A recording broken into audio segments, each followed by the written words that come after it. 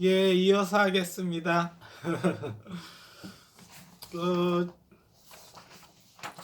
복에 대해서 얘기했죠. 복에 대해서 얘기하고 이제 수에 대해서 얘기하고 있는 중이죠. 이제 덕에 대해서 얘기해. 덕에 대해서 얘기하고 있는데 어, 또 얘기해 봅시다. 초안지라고 있어요. 여러분 초안지 읽어보셨어요? 난 읽어봤는데. 초안지 보면은 그런 내용이 나와요. 뭐가 나오냐면은 한신이라고 있어. 한신 장군이 중국 역사상 가장 위대한 장군 중에 그 랭킹에 꼽히는 장군이에요. 한신 장군. 우리나라 치면 뭐 이순신 비슷하게 꼽히는 장군이야. 굉장히 전략가고 아주 굉장히 한 거예요. 한신을 빛나게 해준 사람이 누구예요?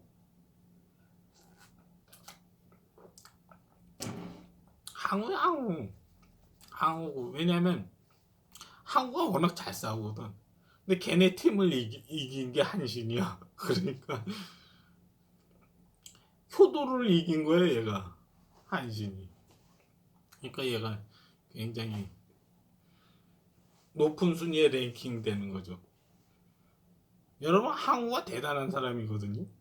역발산 기기에서 이래서 산도 뽑을 수 있는 그런 힘을 갖고 있다. 그래서 역발산 기계세 막 이랬거든요. 근데 걔네 팀을 이겼어, 한신이. 근데 한신이 어렸을 때 되게 가난했어요.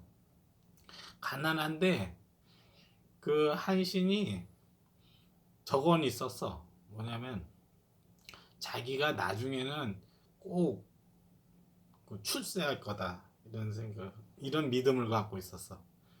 그래서 어렸을 때부터 그 청년 시절 때부터 항상 칼을 차고 다녔어. 칼. 칼을 칼을 차고 다녔어. 자기 이제 장군이 되겠다 그런 꿈이 있었죠. 근데 길거리에 갔는데 이제 깡패들이 있는 거야. 깡패들이 있는데 거지 새끼가 칼을 차고 다니는 거야. 그래서 야 인마 일로 와봐 이런 거야. 한신이가 어쩌저쩌 하면서 너 나한테 줘 터질래? 아니면 내 가랭이 사이를 길래? 이런 거야. 가랭이 사이를 기더라고 한신이. 가랭이 사이를 월월 지으면서 지 웃기죠. 한신이 그 한신이 그렇게 거지 시절이 있었어. 또 한 번 어떤 일이 있었냐면은 한신이 우물가에서 하도 배가 고파가지고 물로 배를 채우려고 우물가에 갔어. 근데 우물가에서 이제 빨래하던 아낙네가 있었는데 빨래하던 아낙네가 이렇게 보니까 불쌍해 보이는 거예요, 사람이. 그래서 청년이 배고파한 것 같은데 물배 채우고 있으니까. 그래서 아낙네가 이렇게 마침 주먹밥이 있었나 봐. 주먹밥을 준 거야 한신한테. 야 이거나 먹어, 이거 먹어라. 니 보니까 며칠 굶은 것 같은데 그 마침 내 호주머니에 주먹밥이 있는데 이거 너 먹어라 이런 거예요. 한신이 고맙다고 먹는 거예요. 먹는데 한신이 안학래한테 뭐라 그랬냐면은 내 나중에 크게 성공해가지고 반드시 이 은혜를 갚겠다는 거예요. 그 내가 들으니까 굉장히 황당한 거야. 이 거지 새끼가, 이 거지가 쥐꼬라지 부니까 이게 싹수가 안 보이거든. 근데 나중에 크게 되면서 크게 갚을 거래. 신세를 갚을 거래. 그러니까 안학내가 뭐라 했냐면 한심으로 그래. 이 아까림이나 잘해 임마 이런 거예요. 그래서 헤어졌어. 근데 나중에 한신이 진짜 출세를 한 거예요. 성공해서 왕이 됐어. 저기 산둥반도 제 나라 그쪽에 왕이 됐어. 왕이 됐는데 왕이 되자마자 한신이 한 게 뭐냐면 자기 배고팠을 때 주먹밥 준 그 아낙네를 찾으러 다니는 거예요. 결국 찾았어. 찾아가지고 금은보화를 이렇게 해서 줘요. 안학내가 되게 황당한 거잖아요. 자기는 그런 사실도 까먹고 있었는데 찾아와가지고 이렇게 금은보화를 이렇게 주는 거예요. 근데 그 당시 그때는 어땠냐면 안학내가 얘가 크게 될 줄 몰랐어. 한신이 크게 될 줄 모르고 그냥 야 뭔 신세는 신세 임마 네 앞가림이나 잘하면서 살아 이렇게 우선 줬는데 나중에 그렇게 된 거야. 근데 한신은 좀 그런 성격이었어. 그래서 갚았어. 요만큼 안행내는 얘한테 요만큼의 덕을 베풀었는데 얘는 나중에 이만큼을 보답을 해준 거야. 그렇죠. 그 삼국지를 봅시다. 삼국지. 삼국지에는 뭐가 나와요? 유비관우 장비가 나오는데 얘네가 이제 뿔뿔이 흩어졌어. 무슨 일이 있어가지고. 그래서 이제 관우가 오갈 데가 없어졌어. 근데 마침 조조가 있었어. 조조가 있었는데 조조가 관우를 자기 사람으로 만들려고 얘를 꼬셨어. 이제 나한테 와서 좀 생활해라 이런 거. 당신 오갈 데 없으니까 그건 내가 좀 먹고 먹여주고 재워주고 하겠다 이렇게 된 거예요. 일단 그랬어요. 그런데 관우가 이제 조조한테 얘기를 하죠. 뭐냐면 내가 당신한테 잠시 의탁은 하지만 유비가 나타날 때는 날 보내줘야 됩니다. 그러니까 조조가 좋다고 그래서 그래가지고 이제 관우가 조조 거기에서 좀 이렇게 좀 신세를 졌죠. 신세를 졌다고. 신세를 지면서 조조는 어떻게 했냐면 그 기간 동안에 관우를 꼬시려는 거예요. 관우한테 이제 뭐 금은 모아주고 비단 주고 뭐 이래가지고 관우를 되게 극진히 대우를 해서 자기 사람으로 만들려고. 그러니까 관우 입장에서는 어때요? 이게 굉장히 부담스러운 거야. 왜냐하면은 자기는 유비 사람인데 조조가 자꾸 나한테 너무 과분하게 잘해주는 거야. 그게 이제 마음의 빚이죠, 마음의 빚. 내가 뭐 해달라 그런 적은 없어, 관우가 조조한테. 근데 조조가 관우한테 엄청 해주는 거야. 그래서 이제 그렇게 됐어. 그러다가 이제 유비가 나타난 거예요. 그래서 관우가 뭐라 그래요? 나 이제 유비한테로 가겠다라는 거예요. 가겠다 그랬는데 아니 사람이 그렇게 떠나면 어떡하냐고 조조가 막 그러는 거죠. 근데 관우가 거기서 이제 하는 얘기가 있죠. 그게 뭐예요? 당신이 나한테 해준 게 되게 과분한 거 안다. 아는데 나는 도원결이 이미 유비랑 이렇게 도원결이 맺었는데 당신을 섬길 수는 없다라고 얘기를 하는 거예요. 그러면서 뭐라 하냐면 내가 당신한테 신세 졌는데 신세를 이미 갚았다 얘기를 하는 거예요. 뭘로 갚았냐면은 원소랑 조조랑 전쟁이 났단 말이야. 그때 내가 알량하고 문추를 적장을 배했다는 거지. 당신한테 나는 신세진 거 갚았다는 거예요. 그러니까 이제 떠나도 된다는 거죠. 그래서 자기가 받았던 금은보화 다 주고 비단 다 주고서 이제 떠나는 거예요. 관우 입장에서는 어때요? 관우 입장에서는 마음의 빚이 없는 거야. 그렇잖아요. 마음의 빚이 없잖아. 내가 받은 만큼 해줬잖아. 알량과 문추를 베어줬잖아. 그래서 원수를 이겼잖아. 나는 이제 받은 만큼 보답했다는 거지. 그래서 나 떠나겠다는 거지. 그렇지. 그러니까 조조가 이제 못 떠나게 한다 그래가지고 거기서 재밌는 이제 스토리가 나오잖아요. 그게 뭐예요? 그게 오간 돌파잖아. 5개의 관문을 돌파해서 거기에 있는 수문장들 장수들을 하나하나 다 베면서 통과하잖아요. 그래서 유비한테로 가잖아요.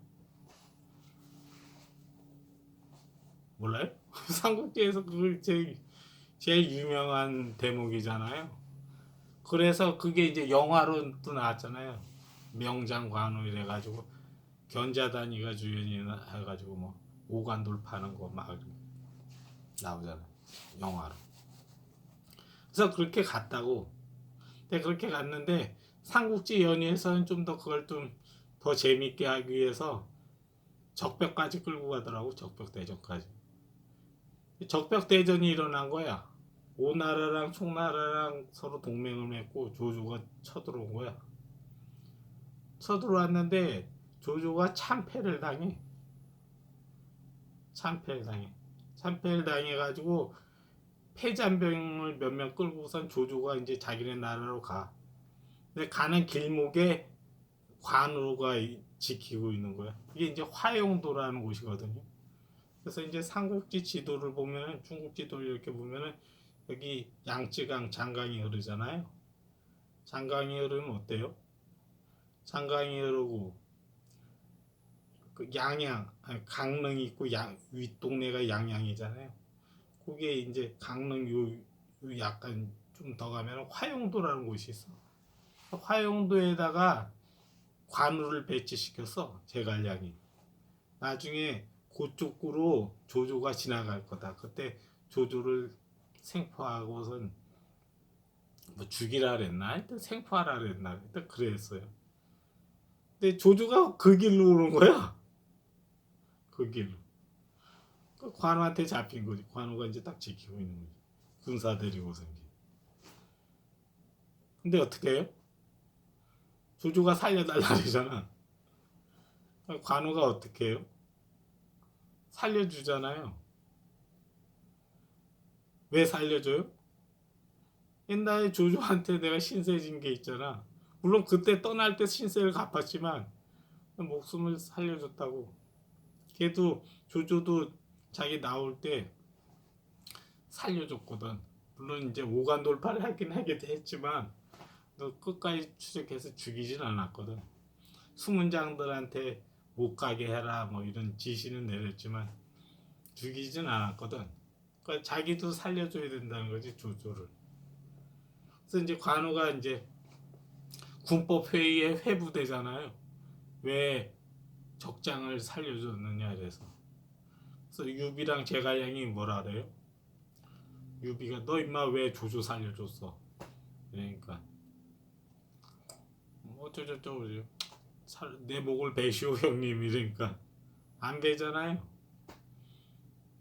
그때 이제 제갈량이 적을 갖고 있었으니까 제갈량이 그럼 당신 너를 참수하겠다 그러니까 유비가 봐달라고 그래도 얘가 죄를 큰 건 죄를 짓긴 했지만 내 동생 아니에요. 나랑 의회능제에서 그 이제 용서해 주잖아요.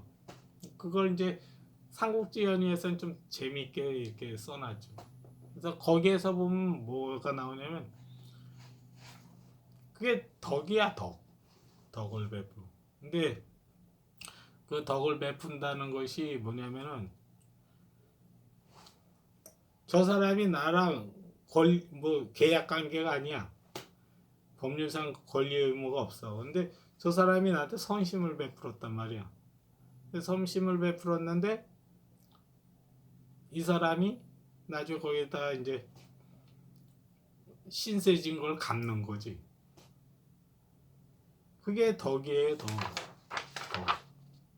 덕.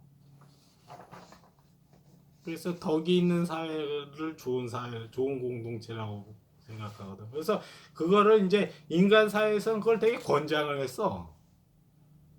우리 시절까지만 하더라도 제가 71년생인데 우리 시절까지만 해도 그런 문화가 있었거든.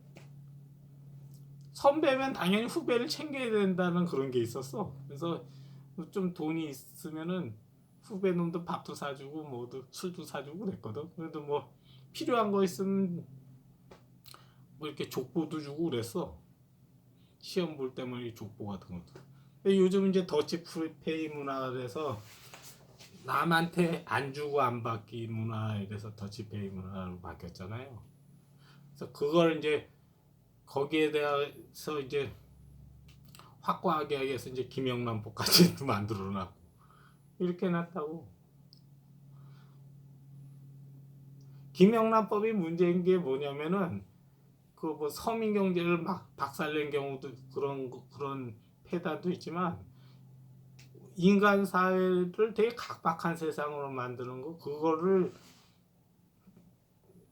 권장하는 거. 그러니까 사람들 머릿속에다가 우리 국민들, 우리 공동체 구성원들한테 그런 걸 심어줘서 그거는 나쁜 행위다. 누구에게 덕을 베풀고 더치페이가 선한 행위고 덕을 베푸는 거는 악한 행위다. 뭐 이렇게 만들어놨더라고.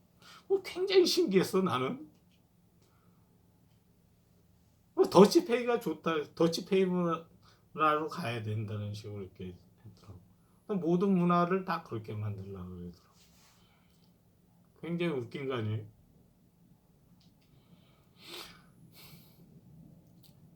여러분 부모하고 자식 간에는 어때요? 누가 누구한테 베풀어요? 부모가 자식한테 베푸는 거야. 부모가 자식한테. 부모가 덕을 베풀지 자식이 부모들. 물론 이제 나이가 들고 이러면 자식이 부모한테 도와줘야 하겠지만 덕을 베푼다는 게 그런 거예요. 그러니까 뭐 없이 의무 없이 권리 의무 관계 법률 관계 없이 그냥 베푸는 거야. 덕을 베푼다. 그래서 덕망이 있다 그러잖아요. 덕망이 있다는 건 뭐예요? 그런 게 덕망이 있는 거야. 경제 법칙은 뭐예요? 최소 비용의 최대 효과를 내는 것이 경제 법칙이잖아요. 굉장히 이성적인 거잖아요. 내가 요만큼 해서 이만큼의 이익을 남기는 거. 그것이 경제 법칙인데, 경제 원칙인데, 이 사람과 사람 사이에서는 어떤 거예요? 이건 이제 흑자 보는 거고, 사람과 사람 간에서는 적자 보는 것이 덕망이 있는 거예요. 그래서 여러분이 살다가 나중에 죽을 나이가 됐을 때 결산을 해보라고. 내가 이 공동체에서 살면서 누구한테 어떤 덕을 봤어. 내가 100의 덕을 봤어. 이 사람한테 뭐 30의 덕을 오고 이 사람이 20의 덕을 오고 50의 덕을 오고 그래서 100의 덕을 봤어. 근데 내가 죽을 때 보니까 난 200의 덕을 베풀었어. 그럼 어떻게 되는 거예요? 이 사람은 덕 있게 사는 거예요. 남한테 좋은 일하다 적자 봤잖아. 적자 보는 사람을 덕망이 있다라는 거예요. 내가 선배야. 후배가 있어.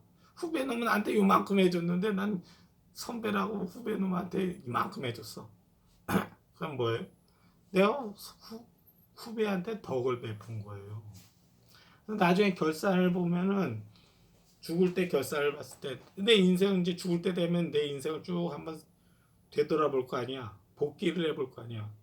총 받은 거랑 내가 총 준 양이랑 했을 때 내가 적자가 났어. 그러면 내가 그래도 인생 살면서 그래도 남한테 많이 적선했구나, 선을 쌓았구나 이러면서 죽는 거지. 그렇잖아요. 근데 요즘 시대는 어때요?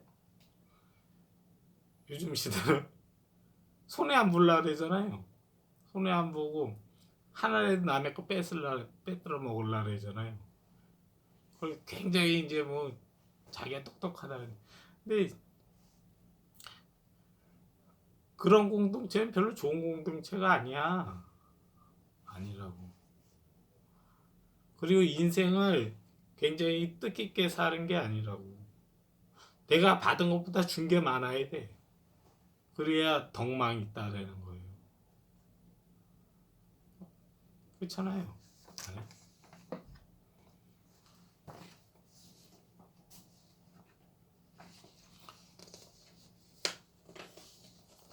네.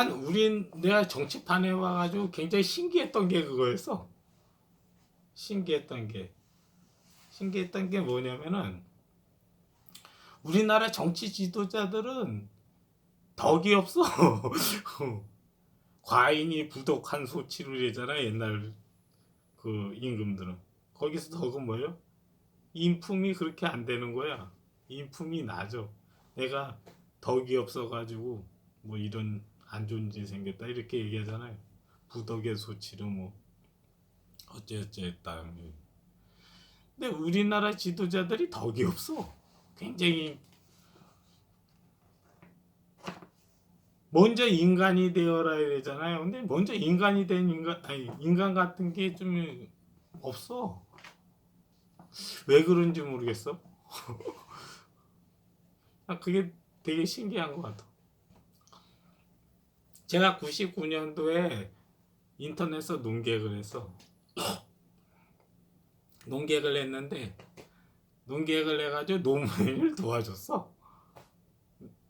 노무현하고 나하고는 권리 의무 관계가 없거든. 내가 노무현을 도와줄 의무가 없어. 근데 노무현이 그 사람이 좀 괜찮은 것 같아가지고 내가 살짝 도와줬어. 도와준 것이 그게 뭐 전부는 아니더라도 어느 정도 이 사람한테 효과가 들어가서 이 사람이 대통령이 됐어. 대통령이 됐어. 그러면 내가 이제 나이가 32, 그 당시 이제 32살이었거든요. 32살이고 나도 이제 직장을 얻어야 되고 뭐 이래서 이것저것 어디 들어가고 싶었어. 그러니까 나도 이제 곤란한 처지에 처해 있었던 거지. 그런 걸 둘째 치고 해도 나는 내가 이제 이걸 농객을 잘하니까 농객으로서 이제 난 내 실력이면 그냥 아무데나 들어갈 수 있다라고 생각했거든. 근데 그런 계기가 있고 이랬기 때문에 한겨레 신문이나 뭐 이런 신문사로 들어갈 생각을 했어요. 그래서 찾아가기도 했었어요. 근데 굉장히 물론 퇴짜는 받았지만 굉장히 웃긴 게 뭐냐면 나는 노무현한테 내가 당신 나한테 신세 졌습니다 이런 얘기를 한 번도 해본 적이 없거든. 신세가 아프라는 얘기를 한 번도 해본 적이 없어 노무현한테. 근데 노무현은 그걸 고마움을 모르더라고.